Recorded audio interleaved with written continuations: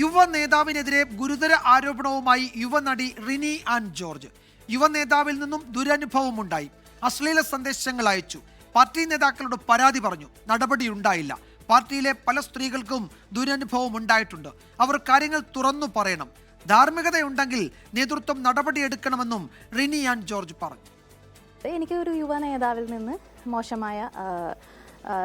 മോശമായിട്ടുള്ള ചില അനുഭവങ്ങൾ ഉണ്ടായിട്ടുണ്ട്. അതായത് അശ്ലീല സന്ദേശങ്ങൾ അയക്കുക, അങ്ങനെയൊക്കെയുള്ള ചില ബുദ്ധിമുട്ടുകൾ ഉണ്ടായിട്ടുണ്ട്. ഞാനത് കംപ്ലൈന്റ് ചെയ്യും എന്നൊക്കെ പറയുമ്പോൾ എന്നോട് പോയി പറയ് ഇങ്ങനെയാണ് എന്നോട് പറഞ്ഞത്. വലിയ ഗൗരവമാണ്. കാരണം ഇങ്ങനെ ഒരു നേതൃത്വത്തിൽ ഇരിക്കുന്ന വ്യക്തി ഒരുപാട് പേർക്ക് ഇങ്ങനെ ശല്യമായി മാറുന്നു.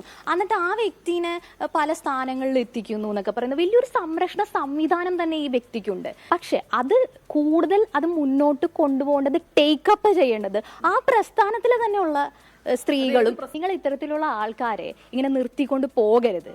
ധാർമ്മികത വേണം, കുറച്ചെങ്കിലും രാഷ്ട്രീയത്തിൽ ധാർമ്മികത വേണം. YS അഭിനന്ദ് വിവരങ്ങൾ നൽകും കൊച്ചിയിൽ നിന്ന്. അഭിനന്ദ്, ഇതിപ്പോൾ യുവനടിയും നേതാവിൻ്റെ പേര് പറയുന്നില്ല. പക്ഷെ അവർ പറയുന്നതിൽ ഒന്ന് രണ്ട് പ്രധാനപ്പെട്ട കാര്യങ്ങളുണ്ട്. ഒന്ന്, പ്രതിപക്ഷ നേതാവിനോട് പരാതി പറഞ്ഞിരുന്നു. മറ്റൊരു നേതാവിനോട് പരാതി പറഞ്ഞപ്പോൾ അത് അയാളുടെ മിടുക്ക് എന്ന് പരിഹസിച്ചു. ഇത് ആ പാർട്ടിയിലെ, ആ പ്രസ്ഥാനത്തിലെ പലർക്കുമുണ്ട്. പല നേതാക്കളുടെയും മക്കൾക്കൊക്കെ ഈ ഇത്തരം അനുഭവങ്ങൾ ഇയാളിൽ നിന്നുണ്ടായിട്ടുണ്ട് എന്നൊക്കെ പറയുന്നുണ്ട്.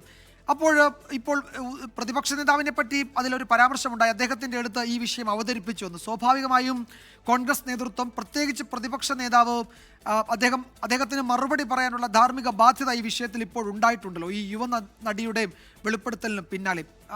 വി ഡി സതീശൻ, അദ്ദേഹത്തിൻ്റെ പ്രതികരണം ഉണ്ടാകുമോ ഈ വിഷയത്തിൽ?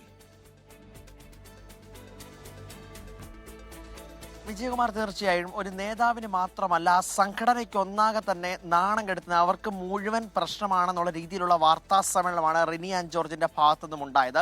യുവ നേതാവ് ഇത്തരത്തിൽ തനിക്ക് മെസ്സേജുകൾ അയക്കുന്നു, അത് അശ്ലീല സന്ദേശമാണ്, തുടരെ ഇത്തരത്തിൽ മെസ്സേജ് അയക്കുന്നുവെന്ന് സംഘടനയിലെ തന്നെ ഒരു മുതിർന്ന നേതാവിനോട് ആണ് താൻ ആദ്യം പറയുന്നത്.